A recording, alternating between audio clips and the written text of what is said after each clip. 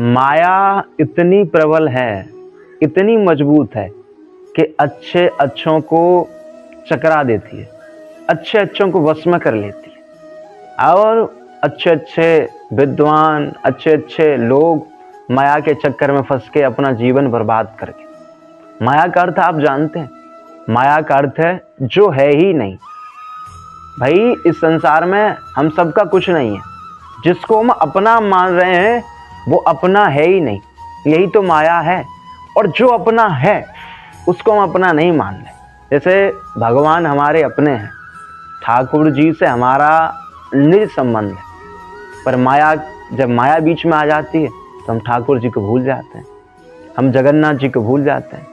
इसी कारण हम ये समझ लो कि जन्म मृत्यु की पुनरावृत्ति में फंसे रहते हैं। जब व्यक्ति माया के चंगुल में फंस जाता है, माया के चक्र में फंस जाता है, तो फिर वो जन्म मृत्यु जरा व्याधि इन्हीं सब की परिक्रमा लगाता रहता है। तो फिर आप कहोगे कि माया से बचें कैसे, माया के चंगुल से बाहर कैसे निकलें। बंधुओं, माया के चंगुल से बाहर निकलने का एकमात्र साधन है, वो है भगवान की शरणागति, वो है भगवान विट्ठल का आश्रय। बंधुओं, अब आप कहेंगे कि माया इतनी प्रबल है तो वो भगवान की शरण ग्रहण कर कैसे लेने देगी, कैसे हम ठाकुर जी तक पहुंच जाएंगे। हाँ बंधु, आपको भगवान की शरण तब मिलेगी जब आप अच्छे लोगों की संगति करोगे, जब आप संतों की संगति करोगे। क्योंकि बिना संतों की कृपा के, बिना भक्तों की कृपा के हम कृष्ण तक या कृष्ण की शरणागति तक या भगवान के आश्रय तक पहुंच ही नहीं सकते।